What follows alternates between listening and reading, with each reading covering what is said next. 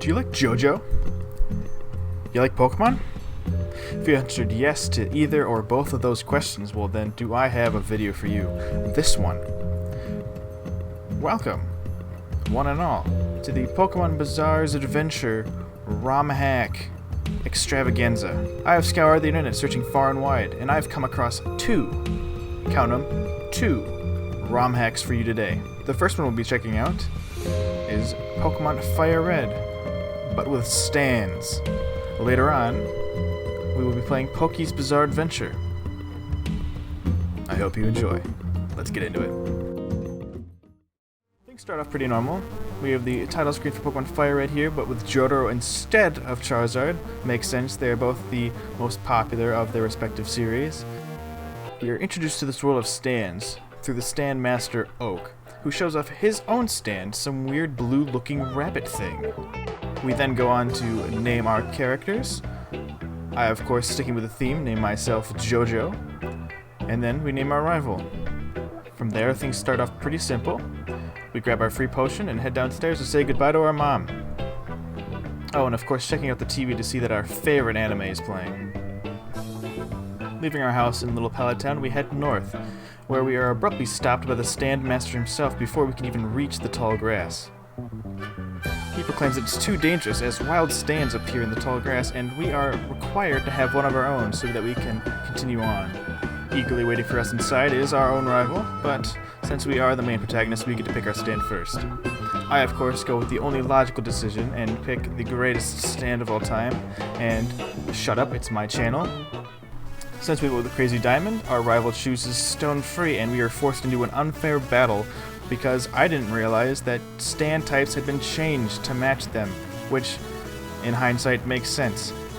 Crazy Diamond being a fighting psychic type, and, as you guessed it, Stone Free being a rock type. Yeah, this battle went for a while. We finally make it to Viridian City, where of course we head to the stand center to make sure that we are in peak physical condition, and by God, this is the greatest remixed version of any song that has been in this game so far. I'm gonna give a brief minute so you can listen.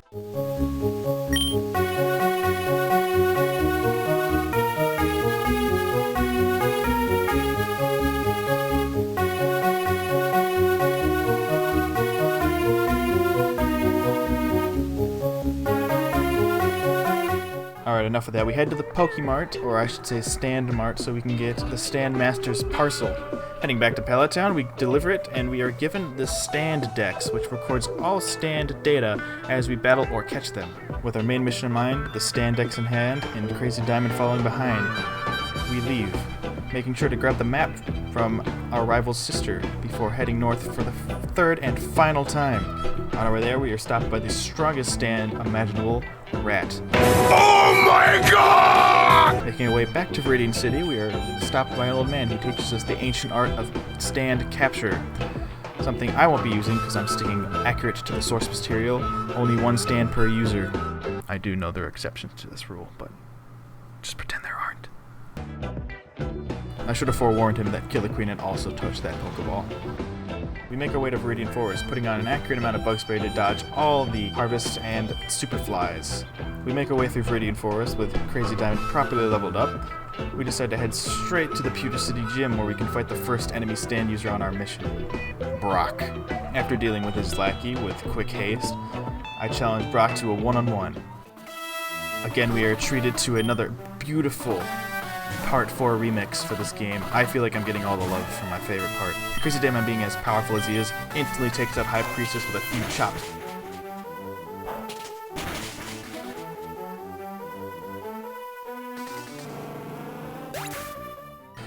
He then sends out Mr. President, Coco Jumbo Polnareff.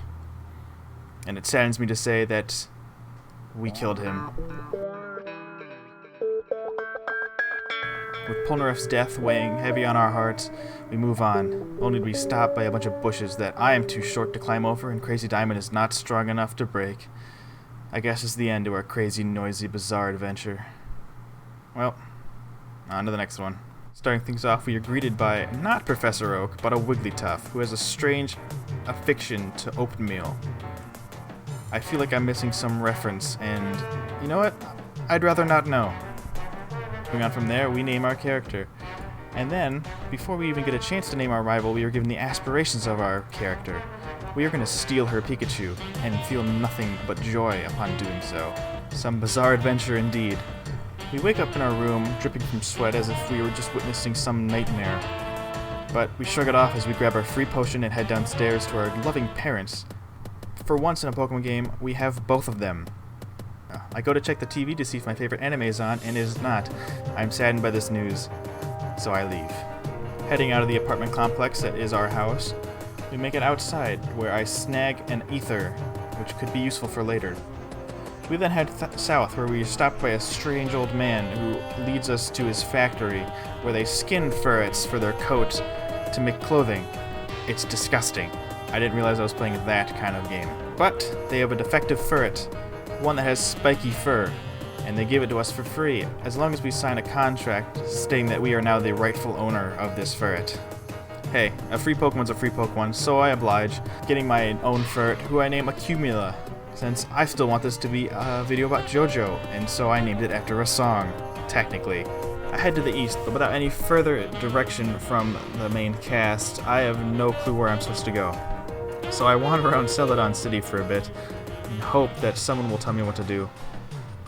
I head back to Route 7, where, upon trying to head even further east, the thirsty guard decides to stop me, so I do the only logical thing and head to the underground path, which has been shortened for some reason.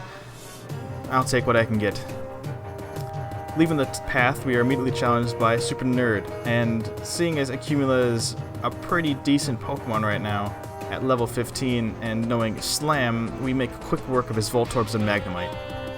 Heading straight down thinking I'm unstoppable, I head straight down where I'm then challenged by a biker. What I wasn't ready for was the fact that this biker had a bunch of coughings and I was poisoned immediately. Seeing the poison as an issue, I skip the next biker and head straight north, where I'm then challenged by a lass, and the poison at this point has become somewhat of a problem.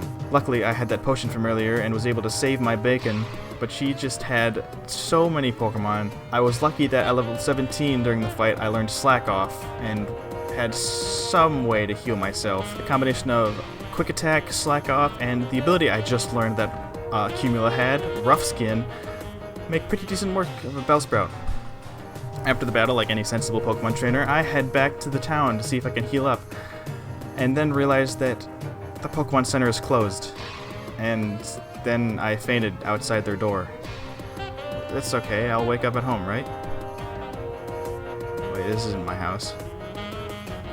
I mean, you're healing me. You're the Wigglytuff from my dream. You say you're my mom, but I really don't know how accurate that is. But, I mean, thank you for healing me. Wait. I don't see any doors in here. Game over! No, that can't be right. You've lost. Better restart. Huh.